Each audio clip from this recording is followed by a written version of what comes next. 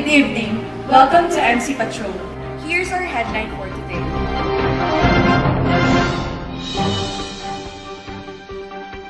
For our national news, fall period starts 18,000 points up. Let the circus begin. The election period officially started last January 12, 2013, but candidates for national positions can only start campaigning on February 12.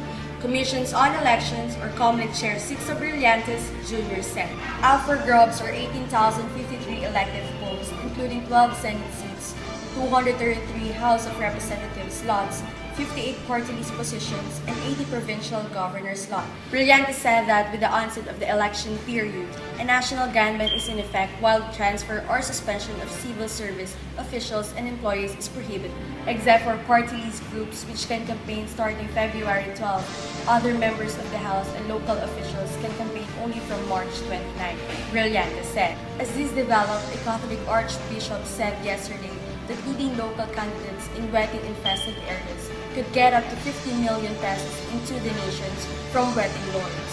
Retired Lingayen Dagupan Archbishop Oscar Cruz said operators of the illegal numbers game invest from 30 million pesos to 50 million pesos in the campaigns of leading candidates to ensure continued protection. Marino Centennial Year closes with Mass and blessing of commemorative garden. The year-long celebration of the Marino Sisters Centennial Year culminated in a Eucharistic celebration and the blessing of the Sisters Centennial Garden, the Garden of Gratitude and Promise, on January 9, 2012. Members of the Miriam College community, alumni, family, and friends of the Marino Sisters gathered at the college chapel for the Holy Mass, presided by Father James Ferry.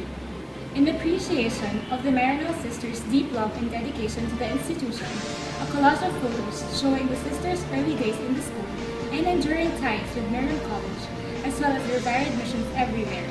These images portray the sisters' constant commitment to making God's love visible in celebrations Centennial theme in diverse realities throughout the years. The Mass was followed by a procession to the Centennial Garden for the blessing. Ms. Rose Linda O. Bautista, Vice President for the Development and Research Management, expressed the community's deep sense of gratitude for the very important role of the Marino Sisters played in Miriam College's history of 86 years and their abiding presence and guidance.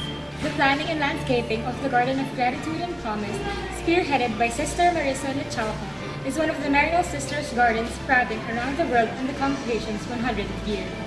For our lifestyle news, here is Leah Factor. Good day, everyone. Did you know that teen girls who smoke may be at greater risk for osteoporosis? According to a new study, girls who smoke build up less bone during the critical growth period in their lives. In osteoporosis, bones lose mineral density and become brittle.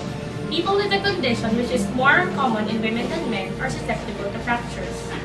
The researchers examined how smoking, depression, anxiety, and alcohol affected the buildup of bone among 262 girls ranging in the age from 11 to 19 years old.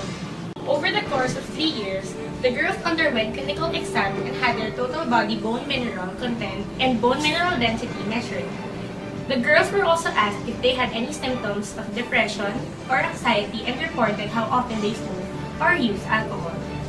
Although all the girls had about the same bone mass at the age of 13, regardless of how much they smoked, those who smoke frequently were found to have lower rate of lumbar spine and total hip bone mineral density by the age 19 than girls who smoke less.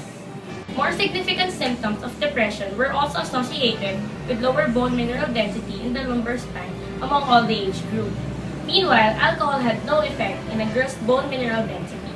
This study was published December 4 in the Journal of Adolescent Health, and while it found a link between smoking and lower bone density in teen girls, it did not prove a cause and effect relationship. So, stay healthy! Again, this is Gia Santos for your Lifestyle News. Back to studio! Thank you, Gia. For our weather forecast, Ms. Paula Ruan. Good evening, Mayan. As of now, January 29, 2013, the northeast monsoon or hanging amihan continues to bring cold winds from the north, which causes us to experience partly sunny to cloudy skies, windy condition with occasional drizzles, and slight rains, especially along the east coast, particularly in Bicol, Samar, and Leyte. The temperature will remain cooler, especially along the mountaintops and slopes. In Metro Manila, we will be experiencing partly cloudy skies with scattered light rains. The same weather will be experienced in Puerto Princesa region, but for the next days, expect increased sunny periods in Metro Manila. Meanwhile, the low pressure area seen at the east of Mindanao is already dispersed, but the remnants of this low pressure area bring clouds with chances of rainfall in the Caraga region and Davao region.